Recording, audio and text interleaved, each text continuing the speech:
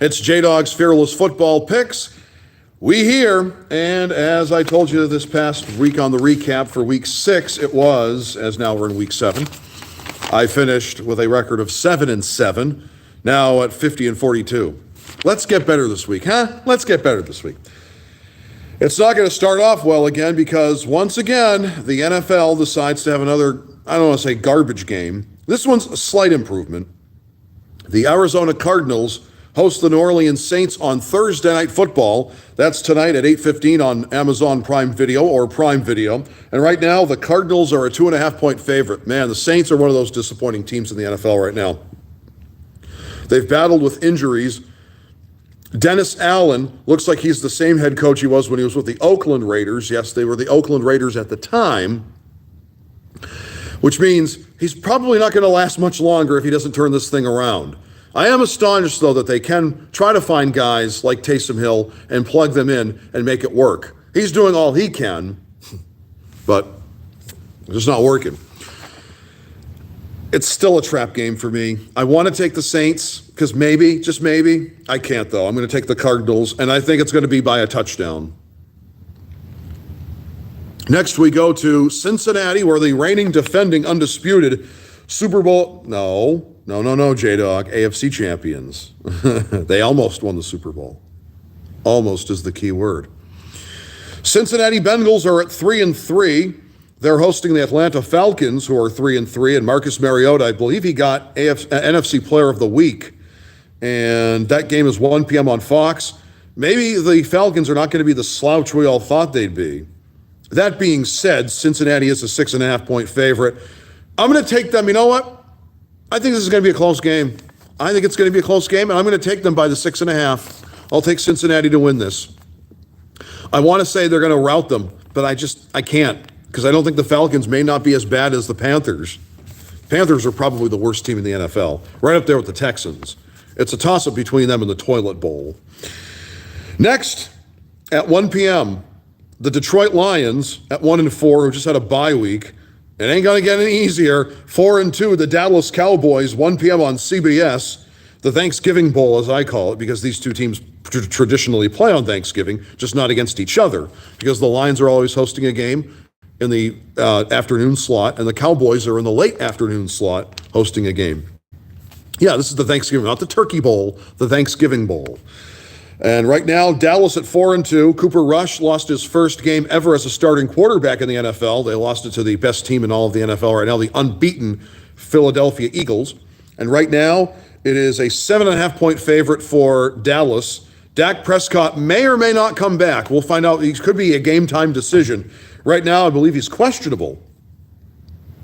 I will take Dallas by... See, the Patriots routed the Lions, right? The Lions got a week off. They can regroup. They can rest. A high-octane offense. A really awful defense. I think that's going to come into play. And I think the Cowboys are going to win this one by, I'm going to say they're going to win by at least 6 points in this one.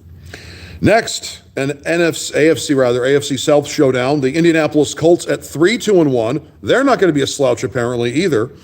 Taking on the 3-2 Tennessee Titans in Nashville, who just got approved for a domed stadium. Even though Nissan Stadium is what? It came out in 1999. Well, I guess if you had a stadium come out that year, maybe things do fall apart, I guess. The Browns have the same age as the First Energy Stadium. That came out in 99 as well. Maybe, well, we're in what, 2022? You do use it for other things like Sir Elton John concerts and other concerts, of course. You know what I mean. All kinds of festivities, monster truck rallies, all kinds of stuff. I guess if the upkeep isn't there, or it's just another way to bilk the taxpayers. I may say it's the latter. It's probably to bilk the taxpayers. Good chance of that. Anyway, Tennessee is a 2.5-point favorite. I'm going to take the Titans. I'm going to take them by at least 6 points. I think they'll get a couple of field goals, and this will be a close game. But I think Derrick Henry in the end, and the Titans will get the win. Next, we have at 1 p.m. on Fox on Sunday, the Green Bay Packers, who are 3-3. They are struggling at the Washington Commanders, the controversy-laden Washington Commanders, in more ways than one, not just the name, but Dan the Fan Snyder. What a horrible human being. Isn't he awful? Oh, Well, not ever going to work for that guy. And see, what I like is that Washington, the Commanders, right, or is it the Commanders, they have a very 1970s look to them. When you look at that W, it looks like something out of the 1970s, and that's probably the aesthetic that they were going for. But it looks good, though. And I do like the name of the Commanders. It was a lot better than the one that started with the R, okay? 5.5-point favorites are the Packers. This is the game they got to wake up. Carson Wentz is out. Taylor Heineke is going to be the quarterback. He kind of guided when they were a Washington football team. He kind of guided them to the playoffs in 2020 when they lost that wild card game to the eventual Super Bowl champion Tampa Bay Bucks. But Ron Rivera, he's got a good game plan. He is a good coach. It's just that preparation can be an issue for him and his squads. I'm going to take the Packers here. I'm going to take them by 10. This is the time they got to wake up. They need to wake up now. The Green Bay Packers are in danger of really falling out of this. It's not I'm not exaggerating here. They are in danger of this thing becoming an absolute snowball lost season. I know it's 3-3, but if you get 3-4, then you got to face the Vikings again. The Vikings might be the class of that division, of the NFC Norris division. We'll see. But I'm going to take the Packers in this one. They should have beat the Jets. They should have, but they didn't. They got routed by the Jets in Green Bay. Speaking of another team that's disappointing, that's from the Bay, the Tampa Bay Buccaneers. 3-3 at the Carolina Panthers, who are 1-5. 1 p.m. on Fox. Carolina right now, it's just terrible. It's awful. Well, there really isn't much else to say. Tampa Bay is an 11.5-point favorite. I'm not going to get rolled into this again. I'm not going to fall for this, where the Tampa Bay Bucks, who have supposedly a high-octane offense, were supposed to get the job done in Pittsburgh, and they didn't. They laid an egg. Tom Brady once again chewed out the offensive line. I'm going to take the Bucks, but I'm going to take them by, even though it's the Panthers, I'm going to take them by a touchdown. I'm just not sold on 11.5 points. I'm not. Tampa Bay, they can't figure it out right now. They're like Green Bay. They can't figure it out. This is the time to figure it out, but they may not figure it out until much later in the season. It matters more, certainly, when you figure it out late in the season. But next, the New York Football Giants, who are for real apparently, 5-1 at the 2-4 Jacksonville Jaguars, who have stumbled a bit. 1 p.m. is the kickoff on Fox, and it's a 3.5-point favorite by Jacksonville. You know what? If it's swampy weather, and I think it's going to be because it is Jacksonville in October, I'm going to take the Jags in this one. I think the Giants, they can afford to lose this game. Not can't, they can. Whereas Jacksonville can't afford to lose this game at they'd be 2-5. I'll take Jacksonville in a squeaker. The Giants, they play squeaker games too. They're a sneaky good team. Ryan DeBall, you got to give him credit. He's done a magnificent job. He's learned from the Buffalo Bills, because that's what he was. He was a coordinator for the Buffalo Bills before he got this job for the Giants. And I guess we all thought, the football pundits, myself included, I got to stop listening to the pundits. I was listening to the baseball pundits for the Cleveland Guardians, 70-something wins, maybe third place. They got to the division series, okay, right? They won 92 games. I can't listen to the baseball pundits anymore. Why should I listen to the football pundits? The football pundits had the Cleveland Browns taking that next step up, and they've regressed. The New York Football Giants, they were supposed to be a number one draft team, number one pick. Now they're 5-1 right now. Wouldn't surprise me if they did win this, but I'm going to take Jacksonville in a squeaker because it's in Jacksonville. But that might not matter. We'll see on Sunday. Speaking of the Cleveland Browns, yes, the disappointing 2-4 Cleveland Browns at the 3-3, equally disappointing Baltimore Ravens in an AFC Norris showdown. This is going to be a 1 p.m. kickoff on CBS, and right now the Ravens are a 6.5-point favorite. The Ravens, as again, they're really disappointing. They're not as disappointing as the Browns, though. 6.5 points might be generous. I'm going to take them by 14 points. I'm going to take them by 2 touchdowns. I think it's in Baltimore. I think Lamar Jackson is going to have a great game. The Browns, they may get their defense, like Myles Garrett, he's the all-time leader in sacks in Cleveland Browns history. He did that against the Patriots to no avail, really. They lost. They got routed by Bailey, Don't Worry, Be Zappy, and the New England Patriots. And again, I'm not going to get looped into this about the Browns. You're not going to do this to me, Cleveland. You're not going to do this to me. I'm going to take the Ravens, unfortunately, in a rout. Next, the Road Warriors, known as the New York Football Jets, at 4-2, taking on the 2-4 Denver Broncos, who almost got the win at the Los Angeles Chargers on Monday Night Football. Came up just short. This game is in Denver. 4:05 p.m. is the kickoff on CBS. And right now, the Broncos are listed as a 1.5-point favorite. The Jets, I'm believing in these Jets. Yes, you just heard me. For those of you just getting the podcast, I'm starting to believe in Gang Green, the New York Football Jets. I had them at 7 wins. 4-2. I think they're going to be 5-2, and I think they're going to win in a squeaker. They're going to win in a squeaker in Denver. They're road tested, and they're going to win this game against the Denver Broncos, who are still trying to figure out their offense and, to a degree, their defense. Their defense is keeping them in games, though. I will give you that. It's just Russ Wilson, Nate Hackett. They're not on the same page right now. The new head coach for the Denver Broncos is Nate Hackett, and the idea was, because he was an offensive coordinator for the Green Bay Packers and a quarterbacks coach, that he would install that Aaron Rodgers system to Russ Wilson, and has not translated at all. It's been kind of disappointing. Although Russ kind of turned it around a little bit on Monday Night Football. Monday Night Russ. But I got the Jets in this one. Next, we have the Las Vegas Raiders hosting the Houston Texans. That game is also at 4:05 on CBS.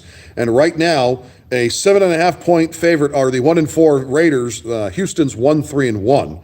I'm going to take the Raiders in this one by at least 2 touchdowns. And I think Derek Carr and Devontae Adams, those guys are on the same page. Hell, they went to college together at Fresno State, right?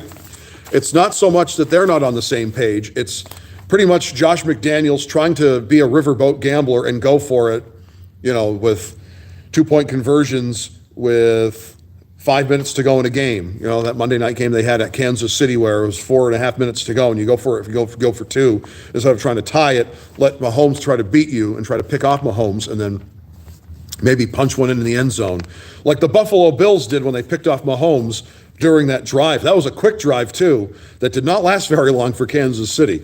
But more on the Raiders. I will take them against Houston this Sunday. Next, at 4:25, we have the Los Angeles Chargers hosting the Seattle Seahawks. The Bolts are 4-2, and Seattle is 3-3. They're starting to come back down to earth. Right now, a 6.5-point favorite for LA. I'm going to take them by 2 touchdowns in this one. And again, 4:25 on Fox. Another 4:25 game, and this should be a good one. It's a rematch of Super Bowl 54, which was also on Fox, and had the Kansas City Chiefs defeating the San Francisco 49ers in Miami. This game, of course, will be at the Field of Jeans in Santa Clara, California. Right now, Kansas City's 4-2. San Francisco is 3-3. A big disappointment at Atlanta this past week for San Francisco, and what a game it was between Kansas City and Buffalo, which I think will be the AFC title game, by the way. Buffalo and Kansas City in Orchard Park, New York. Right now, it is a 3.5-point favorite by Kansas City. I'm going to take them to win by 10 points. I think Pat Mahomes, again, it's not in prime time, but I call him prime time Pat. I think Pat Mahomes will rebound nicely from the game he had against Buffalo. It wasn't that he had a terrible game. He could have played better. But I think he'll do that against the San Francisco 49ers, Jimmy Garoppolo and company. Though Deebo Samuel's a beast, isn't he? He is such a beast. I can't believe the Niners were entertaining the thought of trading him. Well, I think he wanted to leave. They weren't going to let that happen. Sunday Night Football, and you know what? This one's actually a good one. Don't let those records fool you. This could actually be a really good one because the Pittsburgh Steelers are 2-4. They rebounded. It looks like Kenny Pickett is going to start if he passes concussion protocol. Otherwise, it's son of a Mitch Trubisky, taking on Tua. It looks like Tua's coming back as well. It's the same concussion protocol that Kenny Pickett is in. That's what Tua had to go through with Miami. And the Dolphins are 3-3. They've dropped 3 in a row. This game is Sunday Night Football on NBC. It's an 8:20 kickoff. Right now, the Dolphins are listed as a 7.5-point favorite. I think Tua's going to come back, and I think the Dolphins are going to win this game, and I think they're going to win just by a touchdown. I think it's going to be by 7.5, 7 points. I think this will be a close game, and I think it's going to take a goal line stand at the end by the Miami Dolphins defense to stop the Pittsburgh Steelers from trying to win 2 in a row. That should be a good game on NBC.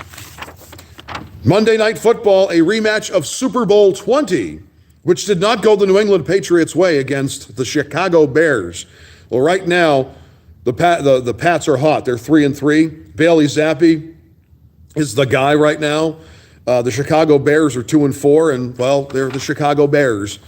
And that's all I need to say about that. It is an 8:15 kickoff on ESPN's Monday Night Football, and the Patriots are listed as an 8.5-point favorite. This right here is the stone-cold lead pipe lock of the week. The Patriots are going to rout the Bears by at least 21 points. That's right, 3 touchdowns. The Bears are going to get crushed in Foxborough in prime time at Gillette Stadium.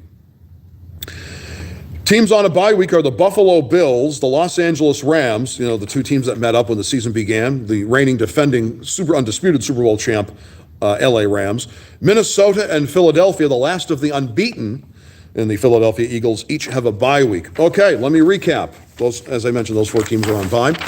We'll start tonight, Arizona over New Orleans, and then we'll go to the Sunday games, Cincinnati over Atlanta, Dallas over Detroit, Tennessee over Indianapolis, Green Bay over Washington, Tampa Bay over Carolina, Jacksonville over the New York Football Giants, Baltimore over Cleveland, the New York Football Jets over the Broncos in Denver, Las Vegas over Houston, the LA Chargers over Seattle, Kansas City over San Francisco, Miami over Pittsburgh, and the Patriots over the Bears on Monday Night Football. All right, J-Dawg's Fearless Football Picks concludes for week number 7. I'll do the recap on Tuesday. Don't forget to like, comment, and subscribe. I need more subscribers. I need more hours watched. The only way I can really monetize off YouTube is if I have people like you subscribing to this channel, commenting, making sure the algorithms are kosher. And also, I can do more content when I have more hours to watch. Right now, I think I'm at 79 subscribers and 79 hours watched. I need a lot more. Only you can do that. Only you can help. Watch the content, comment on the content. As I said, like, comment, subscribe. J-Dawg's Short Shorts today, if you didn't see it, is National Suspenders Day, and I looked spiff in suspenders, I must say. I say so. Do you say so? Just watch and find out. Let me know. If you don't like me in suspenders, then I won't wear suspenders ever again. If you want me in suspenders again, give me a hell yeah. All right, I'll do a recap on Tuesday of Week 7 picks, and then next week, it'll be right here in this chair, live on YouTube at 2 p.m. Eastern Time.